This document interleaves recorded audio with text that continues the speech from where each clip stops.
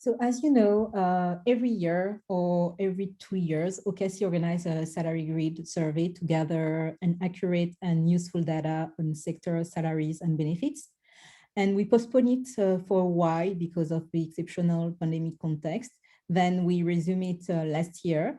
And our provincial survey was for the second time part of the larger national survey by immigrant and refugee serving sector umbrella organization across Canada. So we did that with CISA and also with TCRI from Quebec. So what here is how the presentation will be done. I will give you some details about the questionnaire itself and then the survey structure and finally the highlights of the results. So about the questionnaire, so it has been distributed to all OCASI members agencies last year in French and in English. And the questionnaire was filled out by staff member pretty familiar with the organization compensation rates. And it has been done from April 29th to May 31st.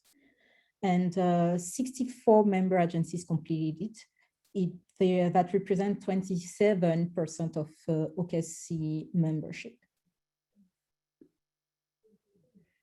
The report that had been shared with you a few weeks ago, it was in December, and it's an Excel format. It's a format that OCASI prefer to have the result because it contains 30 tabs, easy to read, and at the bottom of the sheet, and it permits everybody to be able to, not to have one kind of salary, but to that format showcase different side of the salaries.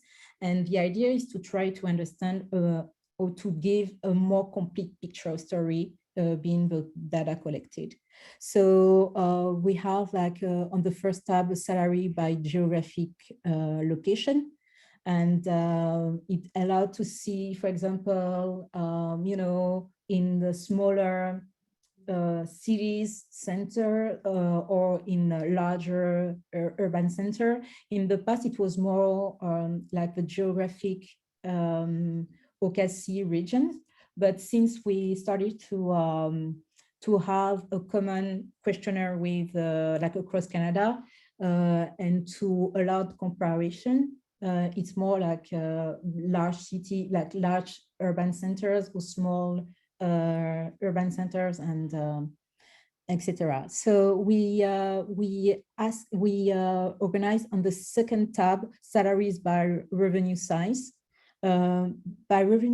of the organization. It means, and tab 3 salary by numbers of employees of organization. So because it's always interesting to see also, or before have some conclusion to see that, oh, it's we have this kind of salary because it's a smaller organization or because it's a really big organization. It's not the same. And so on the tab 4, it's salaries by unionization status.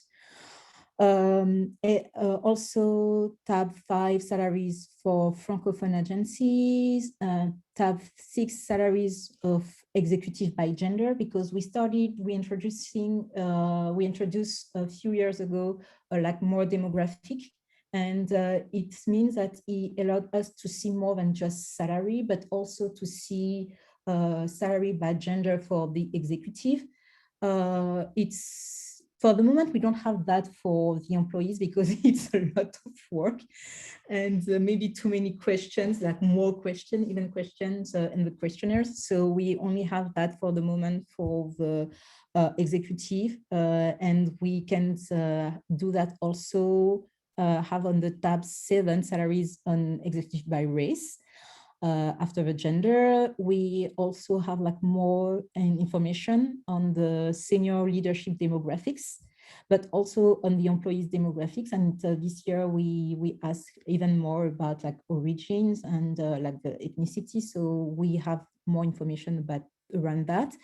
Tab 10, agencies funding by IRCC, and tab 11, salary increase. Like 11, 12, and 13 are more about a series of questions about the benefits by group, but also for employees, and finally, benefits for the executive team. So as a general finding, you know, we can see that hourly wage are higher in the large urban centers than in the smaller centers. And it's up to 26% for some position.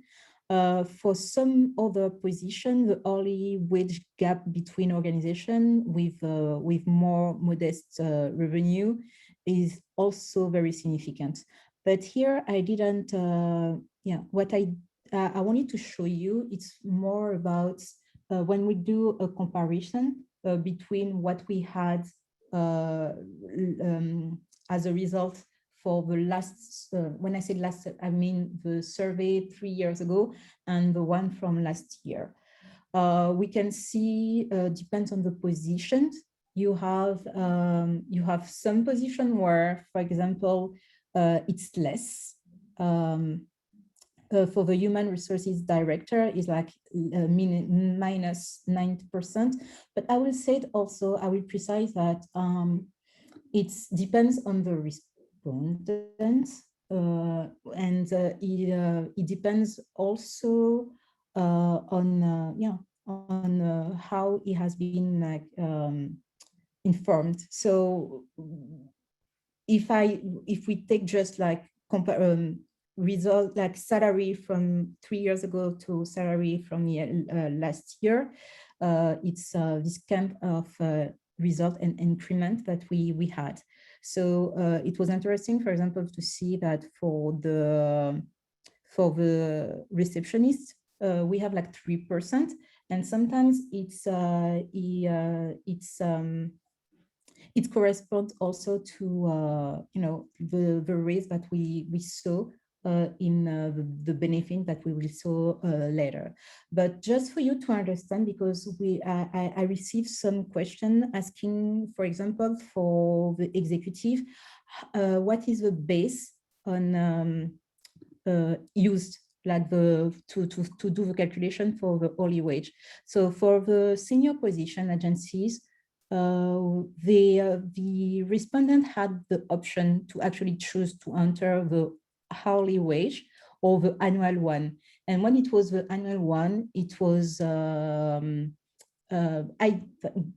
did the calculation, and it was based on in this case on 40 hours a week. And but for the employee's position, it was systematically like the question was very straight, and we asked only like what is the hourly wage, and most of them, if not all, gave us like the hourly wage.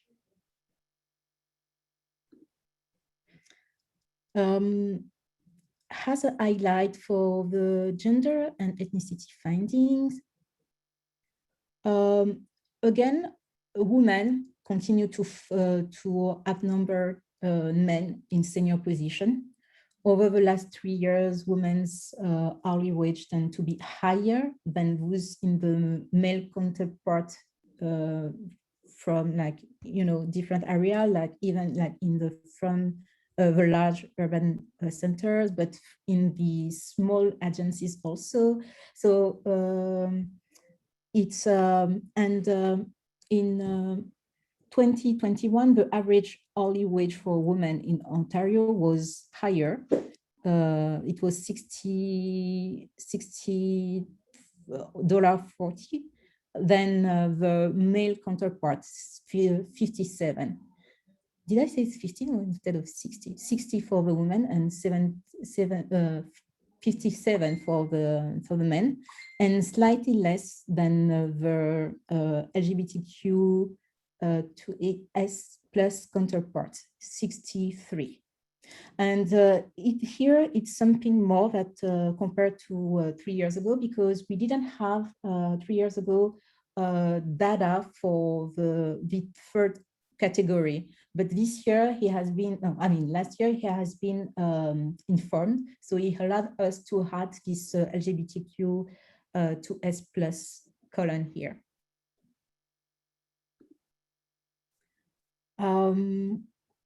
And like I explained earlier, instead of just having and putting one tab, what is interesting by putting many times on the same data, it allowed us to have like to see it, how it's the story or is more complex or maybe just more complete. So for example, because it's all about average and median, the fact to go and to see what is the data, or if the salary is the same for organization with like different number of employees by gender. And we can see here also that the women, the women have like 45 salary, like hourly salary. When I said women, I'm talking about the executive here. It's just the data for executive. And when they have like more than 100 employees, they are like go to like side by side with the LGBTQS plus in terms of hourly wage. We can see also here that depending on the where, like geographic, where they are geographically, it's different here. It's for the small center, it's the male. They have like executive. They have like 55, 44. $54 compared to the woman executive 51. So it's the reason why it's always interesting to compare, and to play around with the data to see how it can change from where you want to take a look at. Then in here, where it's presented by revenue size of agencies and by gender, you can see that this pay gap is more pronounced in large organizations with over 25 million revenue, where the CEO, women executive director, earn average hourly wage of 125 compared to men 69. And it representing an 81% gap.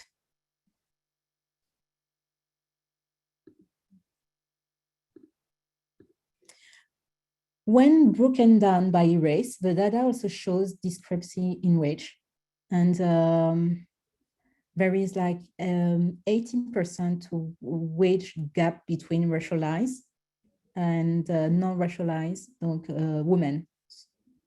And by non-racialized women, it's like white women, $64 compared to the racialized $54. Executive average hourly salary. So this gap is slightly higher compared to 3 years ago.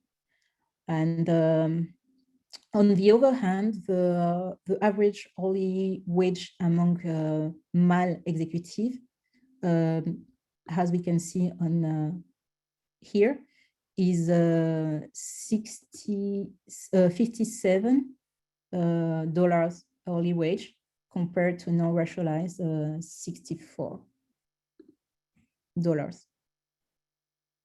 Responding agencies don't report any executive director identified as indigenous because we ask the questions for this year, but 32% are reported as racialized, and 10% prefer not to answer. So just to have that in mind.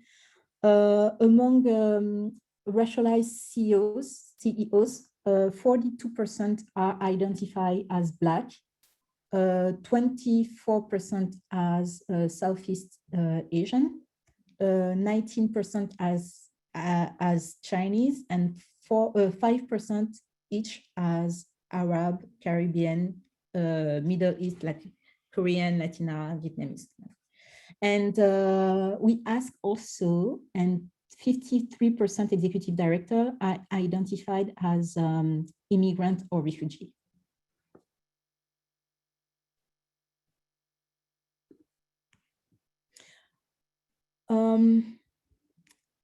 So we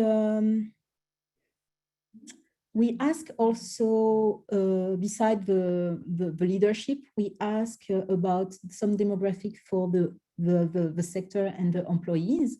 And the majority of responding OCASI member agencies are, women dominated. We saw for the leadership, but also for the employees also. So 63% of all agencies capturing the information indicated that 80% or more of the staff are women, and 43% have 18 or more women in the executive team. So it's like I said, it's a woman-dominated sector. 68% organizations have more than 50 racialized employees.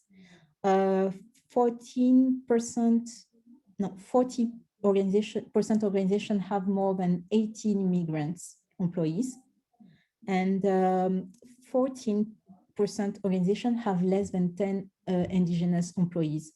It means that only one organization beside this number have like more, I think, I can't remember, but more than like 20% of its employee indigenous. But the rest have like, it's where we have like, have less than 10 indigenous employees. In terms of benefits,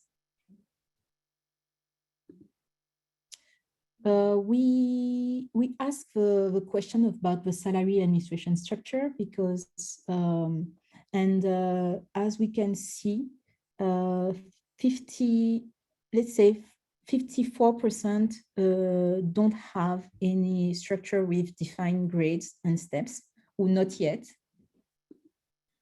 So we ask them, also if they have a collective bargaining agreement with the staff.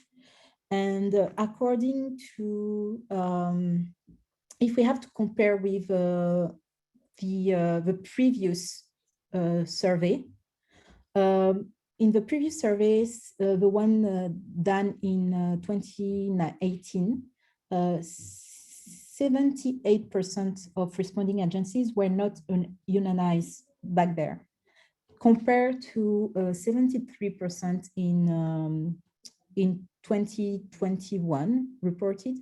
I will say that we can see some evolution here. And 27 now responding have a collective bargaining agreement with the employees. And for the first time, since I've been in at OCASI and compared to what I saw even before me, most of the time when we asked that question about a collective bargaining agreement, it was in Toronto most of the time that they had like some unionization, and in the column it was just like GTA Toronto. But this time it was the first time that beside large urban we had unionized position also in mid-size and small urban centers. And generally, organizations with union have slightly higher wage. And about the salary increase, we saw that we can see that this year 91% actually have this salary increase, when 9% don't provide or didn't provide any increase. So the next question was, okay, what kind of increase? What is the nature of the increase? And as we can see,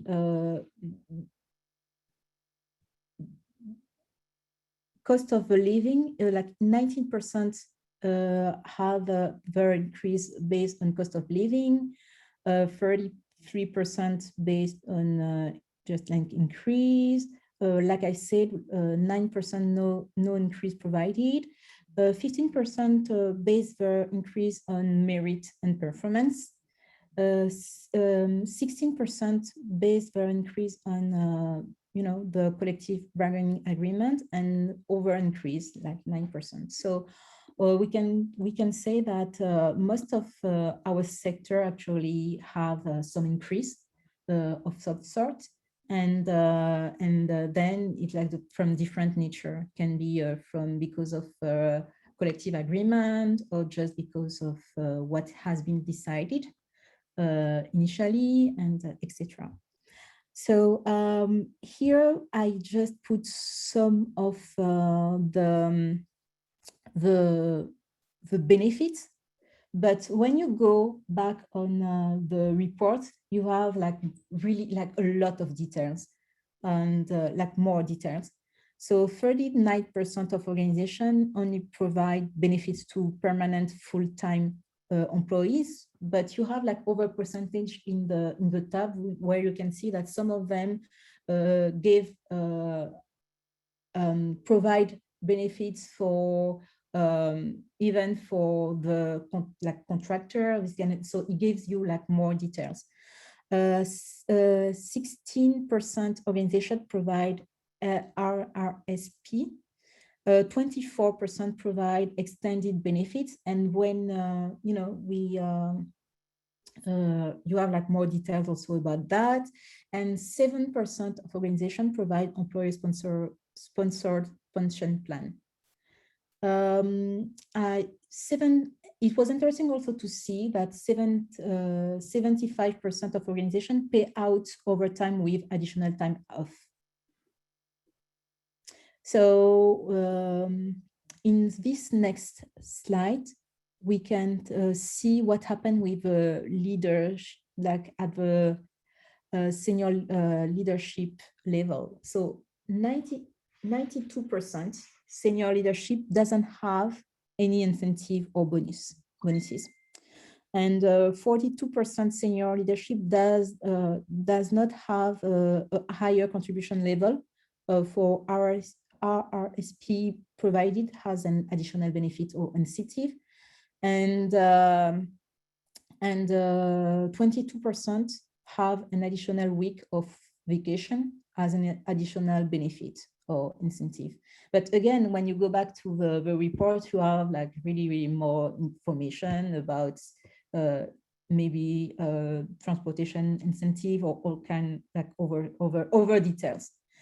And I will conclude by saying that to continue to gather the most accurate and useful data on sector salaries and benefits in Ontario, is very important to have like many members agencies participating at this survey because, and we will see during the conversation, we think that it's helpful, it's useful, and we can see by the reaction and even by your participation rate to this conversation that we will have, that you are interested. So it's beneficial for everybody. So the more participation we will have in the future, the most accurate and useful data we will be able to collect.